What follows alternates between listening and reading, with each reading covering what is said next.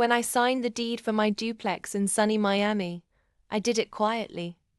No announcement, no celebration. Just me, the keys, and the intoxicating thrill of knowing I finally owned something that was truly mine. What I didn't know was that my own parents had been plotting, without my consent, to hand my duplex over to my brother's family. They copied the address from a slip I left on the counter, and within days I heard whispers from relatives. "Oh, your brother's family will be moving into your new place next week. Congratulations on helping them out." Helping them out. My blood boiled. I hadn't even moved in myself, and already my home had been promised away like a charity handout. But instead of exploding in anger, I smiled. Let them think they'd outsmarted me. Revenge tastes sweeter when served ice cold. That weekend, I drove to my duplex and found my brother's wife pacing the lawn, planning their new life. Curtains measured, paint swatches pinned to the door. My brother waved casually, as if I should be grateful they were occupying my house. I didn't yell, I didn't argue. I simply nodded, and then I left.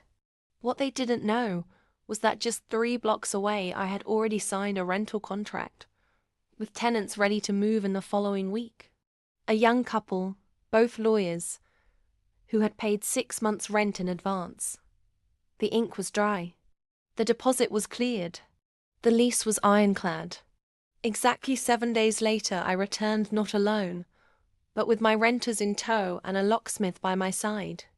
My brother's family had already dragged half their furniture into the living room. My mother was there too, smug as ever, sipping tea like the queen of stolen castles. "Sorry," I said sweetly, jingling the keys, "but you'll all need to leave. Today." They laughed. Until the renters produced the lease agreement. Until the locksmith began changing the locks right before their eyes. Until my renters dressed in sharp black suits calmly explained the legal consequences of trespassing. The color drained from their faces. My mother stammered. My brother's wife tried to argue. My brother looked like he'd been slapped. But there was nothing they could do. The house wasn't theirs. It never was. And as their furniture was hauled back into their truck, I leaned against my shiny new front gate and whispered, "Next time, don't assume your daughter is a doormat. I don't buy property for freeloaders, I buy it for profit." The renters moved in that very night. My brother's family never got a spare key.